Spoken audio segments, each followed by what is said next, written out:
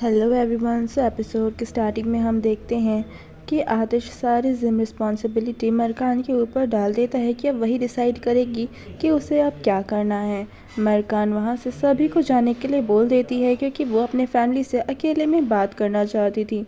वो सबसे पहले जाकर मुराद को कन्फ्रंट करती है कि तुमने ऐसे कैसे कर सकते हो, तुम इतने बुरे कब से हो गए। इनफैक्ट उसे जब ये पता चलता है कि ये सच्चाई उसके फादर जानते हैं पहले से ही, तो उसे बहुत ही ज़्यादा हर्ट होता है कि उसकी फैमिली हर बार उसे धोखा देती है, अपने मतलब के लिए उसका इस्तेमाल करती है और बाद में इस्तेमाल हो जाने के बाद उसी पर ही सारे इल्ज़ाम भी डाल दिया जाता है।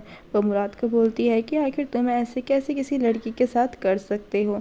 उसकी फैमिली हैदर से समझाने की कोशिश करते हैं, लेकिन मरकान अब समझने वाली नहीं थी। वो कह देती है कि अब जो मुझे ठीक लगेगा वही मैं करूँगी। वही हैदर भी समझ जाता है कि अब ये लड़की ज़रूर कुछ मेस्ड अप करेगी ही। वही हम आसली और मरियम को देखते हैं जो आतिश से सवाल करते हैं कि आखिर उसने इतनी बड़ी रिस्पॉन्सिबिलिटी मरकान के ऊपर क्यों डाल दी, आखिर वो अपने भाई को सज़ा क्यों दिलवाएगी। जिस पर आतिश कहता है कि मैंने जो भी किया है बहुत ही सोच समझ के किया है, आप फिक्र ना करें। आतिश ये सब कुछ बोल ही रहा होता है कि तभी असली कहती है कि अगर उसने वो नहीं किया जो वैसा करना उसे चाहिए तो फिर क्या होगा। जिस पर आतिश कहता है फिर वही होगा जो हमने प्लान किया है। लेकिन मरियम कहती है कि मुझे ऐसा क्यों लग रहा है कि तुम अब बदल गए हो, क्या तुम उस ताहिर को भूल गए जिसके साथ इतना कुछ गलत किया गया था। फिर आतिश अपने ही ओल्ड सेल्फ को याद करता है कि जब उसकी सिस्टर की जान इन सब लोगों ने मिलकर ले ली थी तब मरियम ने ही उसे संभाला था। मरियम मुझसे कहती है कि तुम फिक्र मत करो, अभी हमें पेशेंस रखने की ज़रूरत है, लेकिन हम तुम्हारी सिस्टर की मौत का बदला ज़रूर उन लोगों से लेंगे। आतिश उस रिवेंज के साथ ही बड़ा हुआ था जिस पर वो मरियम से कहता है कि मुझे सब कुछ याद है। वहीं उस वीडियो को बार बार मरकान देख रही थी और उसे काफ़ी ज़्यादा फील होती है कि आखिर एक जवान लड़की की जान उसके भाई ने ले ली। तभी मर्जिया वहाँ पर आती है उसे समझाने के लिए। वो उसे कहती है कि जो हो चुका है वो तुम बदल नहीं सकती, लेकिन तुम अपने भाई को जेल जाने से बचा सकती हो।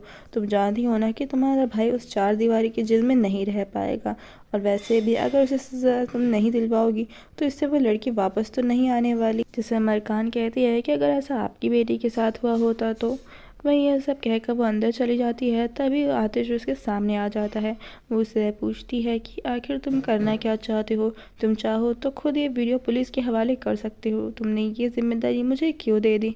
जिस पर आतिश कहता है मैं देखना चाहता हूँ कि आखिर तुम क्या कर सकती हो, और वैसे भी तुम ही थी ना जो मेरी परमिशन के बिना मेरे रूम में गई थी, वो वीडियो को देखा तो अभी तुम्हारे ही ऊपर है कि अब तुम इस वीडियो का क्या करोगी। क्या तुम रह पाओगी उस बोझ के तले ज़िंदगी भर कि तुम्हारे भाई ने एक लड़की की जान ली और तुमने उसे सच जानने के बावजूद भी उसे सज़ा नहीं दिलवाई।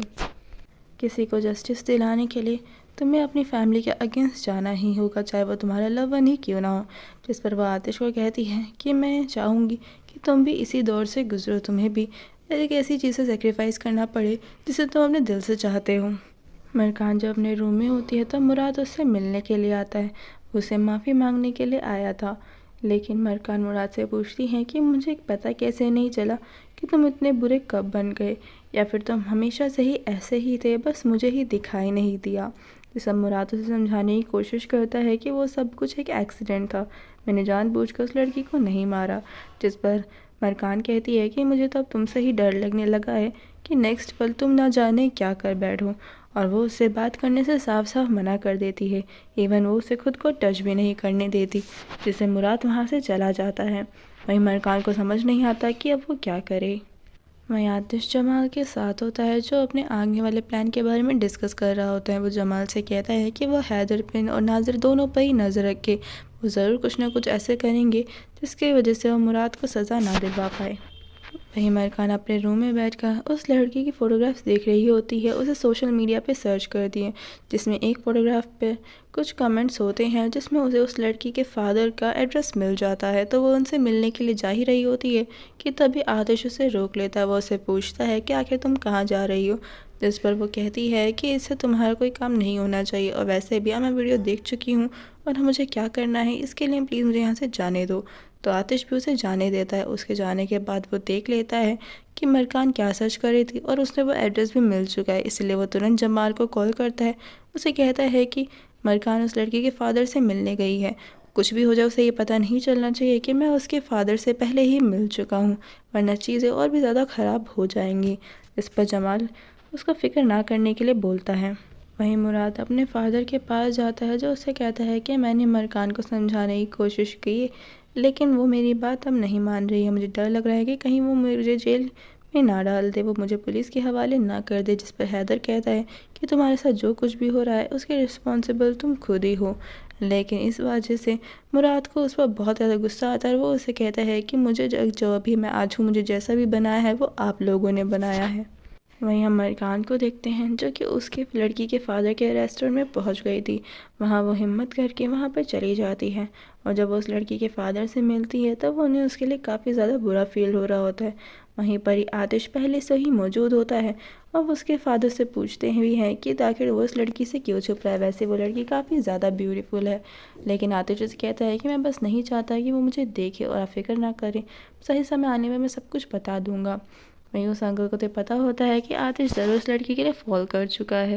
वहीं मरकान तो उसको देखकर वहाँ पर सरप्राइज़ हो जाती है और वो उसे ही बताता है कि मुझे लगा ही था तुम यहाँ पर ज़रूर आओगी और इसीलिए मैं वहाँ पर आ गया।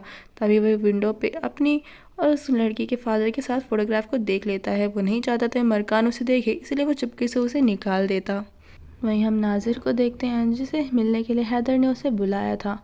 वो उसे कहते हैं कि हमें मुराद को जान से मारना होगा। इसे सुनकर तो वो बहुत ज़्यादा एकदम से सरप्राइज़ हो जाता है, लेकिन फिर वो उसे बताता है कि हमें बस एक्टिंग करनी है ताकि हम उसे इस कंट्री से बाहर भेज सकें और ये सब कुछ एक एक्सीडेंट लगना चाहिए।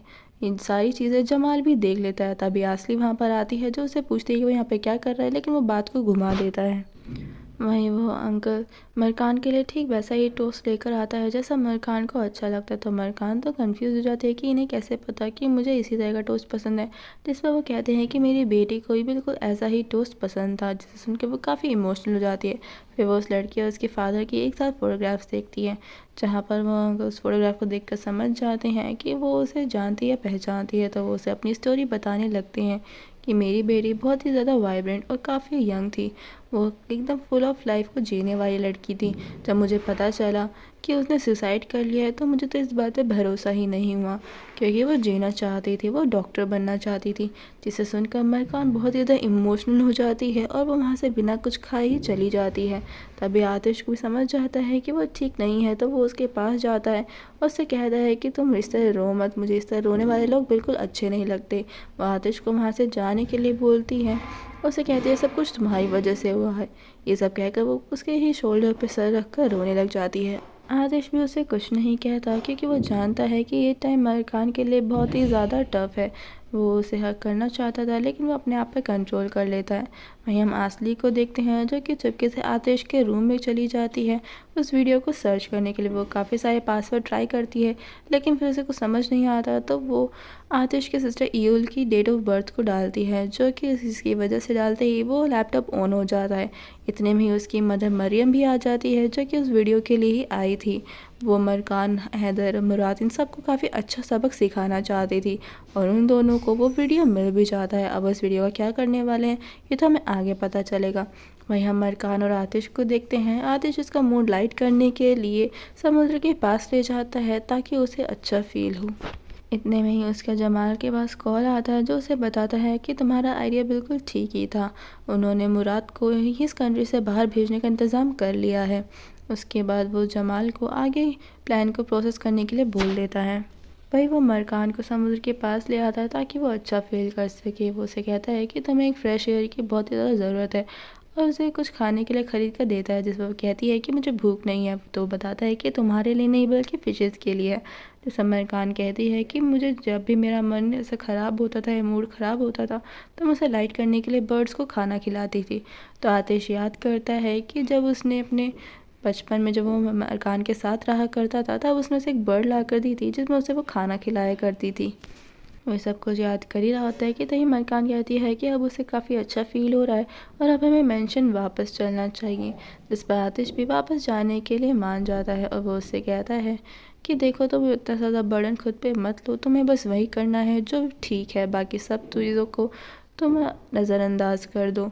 वो ये सारी कुछ बात कर ही रहे होते हैं कि तभी हम उस लड़की के फादर को देखते हैं, जिसके पास मरियम पहुंच जाती है और उन्हें वो वीडियो दिखा देती है कि किस तरीके से मुराद ने उनकी बेटी की जान ली थी। उसने ये सब कुछ जानबूझकर किया था। वहीं हम मुराद को देखते हैं, जो कि जाहिरा होता है कि तभी उसके मोबाइल पर कुछ मैसेज पॉपअप होता है, जिसमें से पता चल जाता है कि उस लड़की की मर्डर करते हुए जो वीडियो थी वो सोशल मीडिया पे लीक हो चुकी है, जिसकी वजह से अब मुराद पूरी तरीके से बर्बाद हो चुका है। आतिश और मरकान को ये पता चल जाता है कि ये वीडियो को किसी ने सोशल मीडिया पे पोस्ट कर दिया है। और इसी के साथ इस एपिसोड का एक्सप्लेनेशन यहीं पर ही ख़त्म होता है। गाइस, जाने से पहले मेरे चैनल को ज़रूर सब्सक्राइब करिएगा, कमेंट करके बताइएगा कि आपको इस ड्रामा का एक्सप्लेनेशन कैसा लगा। Thanks for watching.